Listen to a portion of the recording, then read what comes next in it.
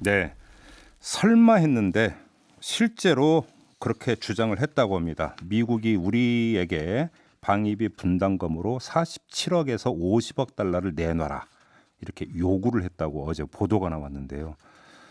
정말 아연실색할 수밖에 없는 그런 요구입니다. 여기에다가 현안이 하나 더 불거져 있죠. 한일 군사정보보호협정 지소미아 문제에 대해서 미국이 또 여러 경로를 통해서 입장을 밝히고 있는 거 아니냐, 압박하고 있는 거 아니냐 이런 지금 추측이 나오고 있는데요. 자, 이분 연결해서 이 현안 한번 제대로 짚어보겠습니다. 조성렬 국가안보전략연구원 자문연구위원 전화로 연결합니다. 자, 위원님 나와 계시죠? 예, 예. 네, 안녕하세요, 위원님. 안녕하십니까? 지금 미국에 가 계신다면서요? 예, 미국에 있습니다. 네, 어떤 일로 가셨어요? 예, 미국 워싱턴에 있는 CSIS는 이제 국제안보연구소에서 네. 한반도 평화 프로세스와 한미동맹을 주제로 세미나가 있었습니다. 아, 예, 예. 이게 이제 오전, 오후로 나눠서 음. 비공개, 공개 회의가 있었는데 여기 네. 참석하기 위해서 왔습니다. 아, 그러면 오히려 잘 됐네요. 지금 뭐 미국 조에서 이 방위비나 지소미 어떻게 보는지 좀 얘기 좀 들으셨을 수도 있을 것 같은데 좀 얘기 좀 질문을 좀 드리도록 하겠습니다. 아무튼 어제 그 예, 국내 예. 언론에서 이제 확인이 됐다고 하면서 보도한 내용이 미국이 우리 정부에게 방위비 분담금으로 최소 47억, 최대 50억 달러를 내놔라 이렇게 요구를 했다고 하는데 혹시 들으셨습니까, 위원님? 예, 여기서 언론을 보도를 봤고요. 예. 미국에 있는 전문가들은 아직 구체적인 그런 얘기까지는 하지 않았습니다. 네, 위원님께서는 어떻게 분석을 하세요? 이거 지금 그 협상 주도권을 쥐기 위해서 세게 그러니까 속칭 지른 거라고 봐야 되는 겁니까? 어떻게 봐야 되는 겁니까? 예, 지금 저도 언론 보도에서 봤는데요. 네. 지난 3월과 6월 달에 트럼프 대통령이 직접 문 대통령한테 말씀을 얘기하고 있고요. 예. 또 여러 가지 이제 미 국무부 관리들이 일본 언론인 또 우리 당 안에서 압박을 가하고 있는 걸로 알고 있습니다. 네. 네, 이런 부분들은 지금 말씀하신 것처럼 뭐 지른다 그럴까요? 예. 어떤 우리 정부를 압박하기 위해서 네. 고도로 좀 일종의 언론 플레이랄까요? 그런 걸 벌이고 있는 것 같습니다. 언론 플레이라고 보십니까? 그다음에 압박이고 그러면 실제로 그러니까 자기들이 속으로 설정한 방위비 분담금이 이 정도다. 이거는 또 별도로 있다. 이렇게 봐야 되는 거죠. 예, 제가 볼 때는 이거 실현 가능하다고 보는 것 같지는 않습니다. 아, 그래요? 요번에 특히 이제 비공개 세션이 오전에 있었는데요. 네. 여기서 오히려 미국 전문가들은 정말로 이제 분담금 증액 요구가 혹시 한국민의 어떤 반미 감정을 자극하지 않을까에 대해서 약간 우려하는 분위기도 있었습니다. 아, 그렇죠. 예. 결국은 국내 여론이 중요하다 이렇게 봐야 되는 거죠. 이렇게 본다면. 예, 그러니까 지금 자기들도 이 한꺼번에 뭐 5배 이상 올리는 거는 불가능하고 네. 또 무엇보다도 그걸 하기 위해서는 이제 미국이 요구하고 있는 역외 비용들 네. 이런 부분들은 통상적으로 방위 분담이 포함이 안 되거든요. 네. 그러니까 이 부분 포함시키기 위해서 예.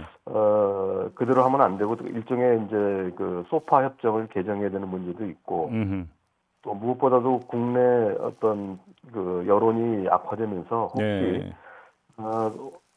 반미 여론이 나오지 않을까 하는 좀 우려를 하고 있었습니다. 바로 그 점인데요. 지금 위원님께서 말씀하신 역외 비용이라고 하는 게 지금 방위비 분담금은 주한미군 주둔 비용이지 않습니까? 예, 그렇습니다. 실제로 주둔에 따르는 여러 비용들이고요. 예.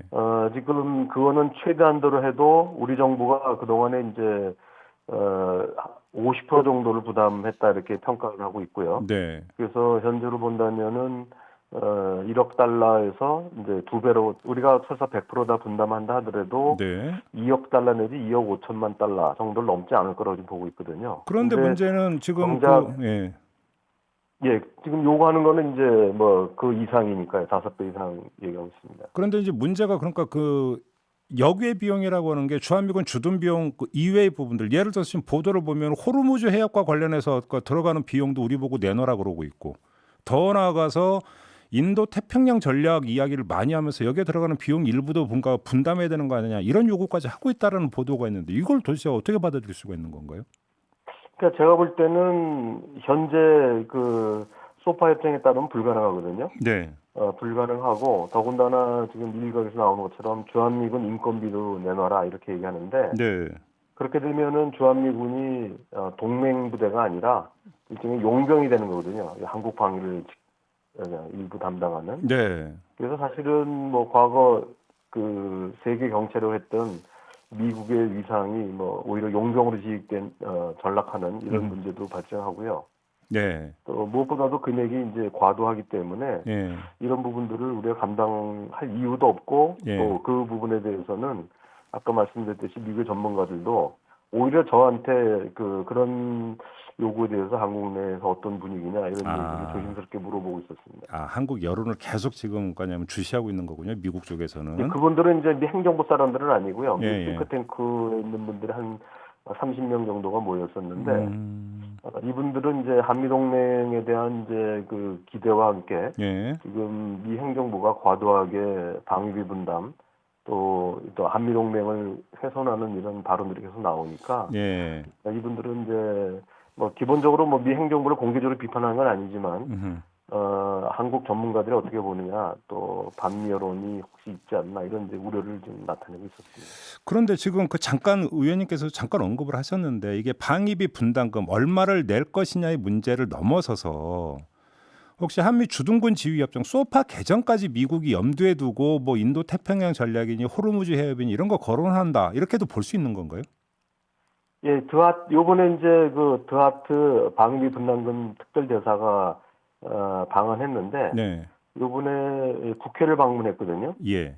그래서 방위 분담의 필요성, 증액의 필요성을 얘기했다고 하는데 예. 아마 국회를 방문한 건 좀 이례적인데요. 예. 그 부분들은 아마도 소파 협정에 관련돼서 예. 좀 우리 국회 동의를 얻어내려고 하는 좀 이런 여론 탐색전이 아닌가도 생각을 합니다. 그러면 지금 그 위원님의 분석에 따르면 미국이 그러니까 목표로 하는 것 중에 하나가 소파 개정이다 이렇게 보시는 거죠, 정리를 하면.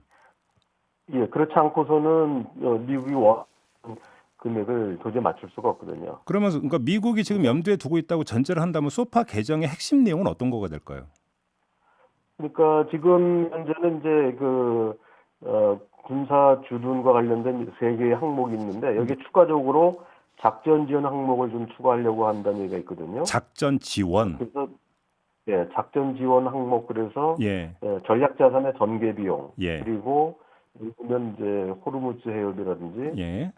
그리고 그 남중국해 이런 데에 따른 전개하는 데 따른 비용들 이런 것들을 이제 우리 뭐 부담하기 위해서는 예. 현재 항목에서는 불가능하다고 하거든요. 예. 그리고 이제 주한미군 인건비도 포함시키거나 이런 부분에서 예. 이게 이제 현재 주한미군 28,500명뿐만 아니라 한미 연합훈련 할 경우 이제 미 본토에서 날라오는 네. 이런 그 미군들의 뭐 인건비나 또 거기에 따른 장비 비용들 이런 거를 이제 드러나야 지금처럼 미국 요구가 획기적으로 늘릴 수가 있거든요. 방위비 분담을. 예. 그래서 아마 이런 부분들이 지금 뭐 국내 언론에서 이미 지적이 됐습니다만은 현재와 같은 소파 내에서는 획기적인 증액은 어렵다. 이게 이제 거의 기론이고요. 네. 이분을 미국이 잘 알 거라고 생각합니다. 아, 그래요. 그래서 한편으로는 우리 정부한테 금액 압박을 하면서 또 한편으로는 이제 제도 개선을 위해서 우리 국회의 어떤 어느 정도 분위기를 좀 만들려고 하는 게 아닌가 생각이 듭니다. 지금 소파도 어차피 협정이기 때문에 이걸 개정을 하려면 국회에서 비준을 해야 되는 사항이죠. 예, 그렇습니다. 안보 관련된 부분이기 때문에. 그렇기 때문에 이제 드하트 대표가 국회를 방문한 것도 이제 그런 차원 아니냐 이렇게 지금 해석이 뒤따라 붙는 것 같네요. 알겠습니다. 예, 예. 그렇습니다. 자, 그리고 또 하나가 지소미아 한일 군사정보 보호 협정인데요. 11월 22일 자정으로 일단 이제 종료가 될 예정인데 청와대 관계자가 어제 무슨 말을 했냐면, 그러니까 고 또는 스톱, 그러니까 지소미아 종료 또는 지소미아 연장으로 이분화해 보고 있지만 최종 결정이 꼭 그렇지 않을 수도 있다 이렇게 말을 했다고 지금 보도가 나오고 있는데요. 그러니까 7일에 이걸 어떻게 읽어야 되는 걸까요? 그렇습니다.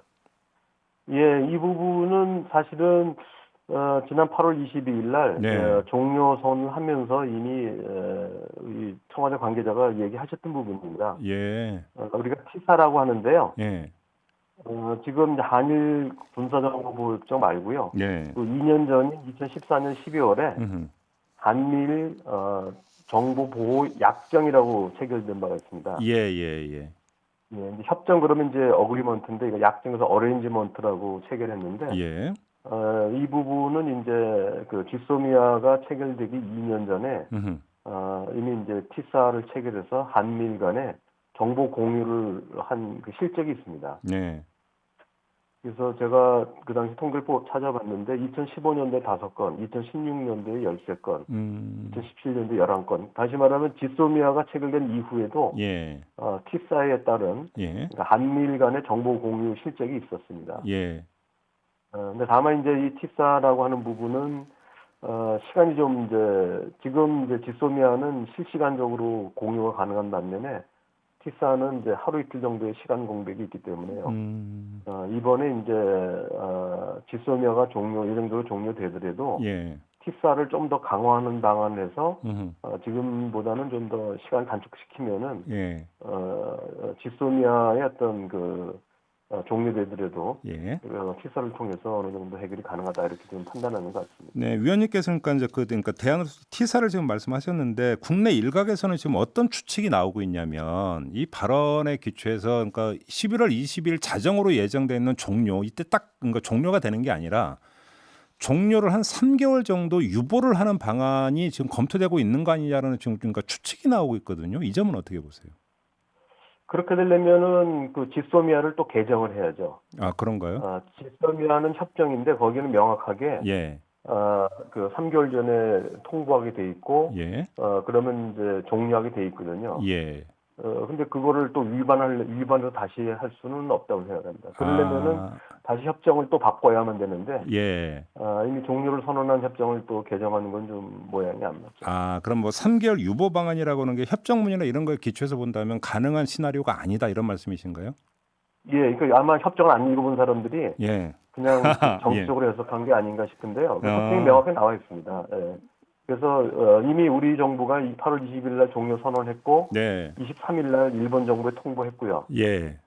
그래서 물론 이제 그 기간은 이제 가능한 기간이죠. 11월 22일까지는 가정이 되어질 때까지는 바꿀 수가 있는데 예. 그때가 넘어가면은 이게 이제 종료 아니면 그러니까 말대로 고 아니면 스톱이죠. 그런데 그러면 11월 그래서 22일 전까지 11월 22일 종료 시점이 되기 전에 한일이 한 3개월 정도 더 가자고 합의를 할 수는 없는 건가요? 글쎄 그 부분들이 일단 명시되어 있는 협정에는 그런 내용은 없습니다. 야, 그래요.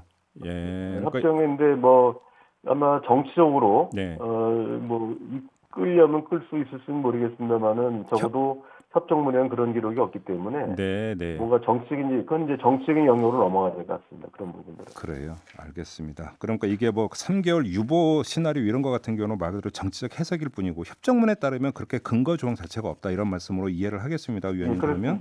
네, 알겠습니다. 그 위원님 그 이왕 연결한 김에 또 안보 전문가이시니까 별도 문제 하나만 좀 짧게 여쭤볼게요.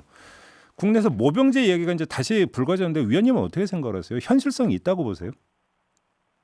예, 지금 우리 병력 자원 때문에 그런데요. 네. 우리가 좀 출산율이 저하되면서 예. 현재 국방부가 예상에는 50만 명 병력을 유지하기도 어렵다 이렇게 나오고 있습니다. 예. 그렇기 때문에 지금 사실은 우리도 남북이 대치되고 있지만 대만의 경우도 중국하고 대치하고 있는데 2015년부터 모병제를 채택을 했거든요. 네.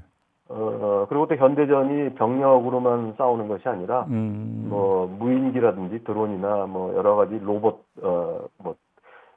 군대라든지 이런 형태의 신형 무기들, 첨단 무기들이 개발되고 있기 때문에 예. 아마 우리 정부 생각도 현대의 그 군인 숫자에 집착하기보다는 좀 전문화시키는 이런 부분을 생각하고 또 다른 부분들은 이제 첨단 뭐 무인기라든지 이런 또는 로봇 군대 뭐 이런 부분으로 이제 상정하는 것 같습니다. 저는 뭐 가능은 하다고 생각합니다. 다만 이게 이제 즉각적으로는 안 되고요. 네. 그 단계적으로 그렇죠. 갑자기 인구가 확 준 게 아니라 서서히 인구가 병력 자원이 줄어들기 때문에 네. 뭐 5년이나 10년 뭐 또는 15년 이렇게 단계적으로 병력을 이제 직종별로 직능별로 모병제를 채택하면서 네. 나중에 이제 최종적으로 전환해야 되지 않나 생각합니다. 알겠습니다. 자, 말씀 여기까지 들을게요. 고맙습니다, 위원님. 예, 감사합니다. 네, 지금까지 국가안보전략연구원의 조성열 자문연구위원과 함께했고요. 많은 분들이 방위비 관련해서 문자 주셨는데요. 8162님, 무리한 방위비 분담금 요구는 우리 국민을 무시하는 트럼프의 처사라고 봅니다. 그다음에 8672님, 주한미군이 온전히 한국만을 위해서 주둔하나요? 그리고 윤범성님, 우리는 천문학적인 국방비를 쓰면서 왜 미국에 의존하는 건가요? 이런 아주 비판적인 의견들을 보내주셨습니다. 이슈의 핵심을 꿰뚫는 예리한 시선, 믿고 듣는 진품 시사 김종배 시선 집중.